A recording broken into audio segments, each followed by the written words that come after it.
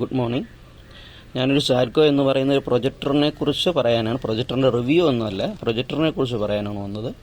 അപ്പോൾ ഇത് സാഡ്കോ എന്ന് പറയുന്ന യുവ ഗോ പ്രോ എന്ന് പറയുന്ന ഒരു മോഡലാണ്. ഏകദേശം ഒരു 13,000 രൂപയ്ക്ക് നമുക്ക് ഓൺലൈൻ ആമസോൺ ഫ്ലിപ്കാർട്ടിലൊക്കെ കിട്ടുന്ന ഒരു മോഡലാണ് ഈ കാണുന്നത് പറയുന്നത്. ഈ പ്രൊജക്ടർ ആട്ടോ ഫോക്കസും അങ്ങനെയുള്ള കണ്ടീഷനുകളെല്ലാം ഉള്ള നല്ലൊരു പ്രൊജക്ടറാണ്. നല്ലൊരു പ്രൊജക്ടർ, നല്ല വീഡിയോ ക്വാളിറ്റി തരുന്ന ഒരു പ്രൊജക്ടർ തന്നെയാണ്.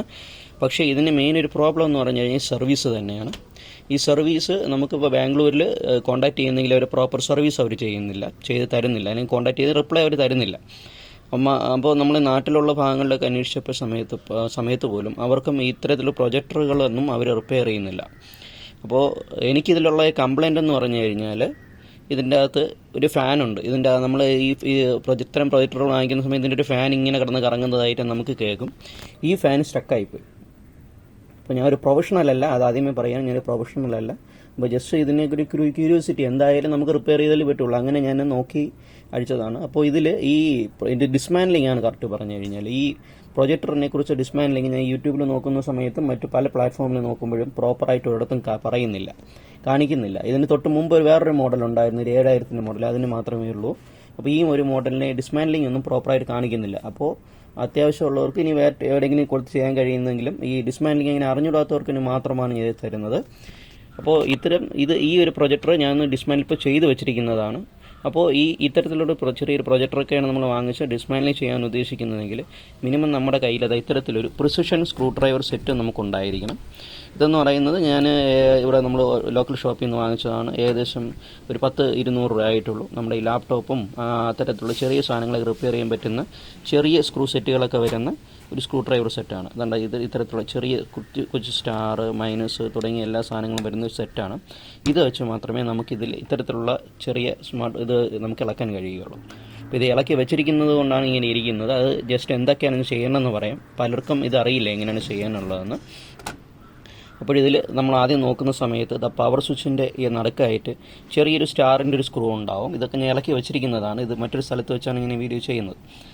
സ്റ്റാർ എന്ന് പറയുന്ന സ്ക്രൂ ഉണ്ടാകും. ഇത് ഫസ്റ്റ് ഇളക്കുക. എന്നിട്ട് ശേഷം വേറെ ഒന്നും നിങ്ങൾ ചെയ്യരുത്. അതുകൊണ്ട് ഇതിന് മുകളിൽ ഈ ഒരു പ്ലാറ്റ്ഫോം അല്ലെങ്കിൽ ഒരു സ്റ്റിക്കർ പോലത്തെ സാധനമാണ് ഈ കൊടുത്തിരിക്കുന്നത്. ഇതെന്ത് ചെയ്യണം? നമ്മൾ ഇളക്കണം. ഇപ്പോൾ ആൾറെഡി ഞാൻ ഇളക്കി വെച്ചിരിക്കുന്നത് കൊണ്ടാണ് അത് ചിലപ്പം ബുദ്ധിമുട്ടാണ്. നമുക്ക് പ്രോപ്പറായിട്ട് ഇതെങ്ങനെയാണ് പ്രോപ്പറായിട്ട് ഇളക്കാവുള്ളതെന്ന് അറിയില്ല. ഈ സ്റ്റിക്കർ എന്ന് പറയുന്നത് ചിലപ്പോൾ ഹീറ്റ് ചെയ്തിട്ടാവാം, അതിനെക്കുറിച്ച് അറിയില്ല. എന്തായാലും ഒരു ഗമ്മാണ് ഈ കൊടുത്തിരിക്കുന്നത്.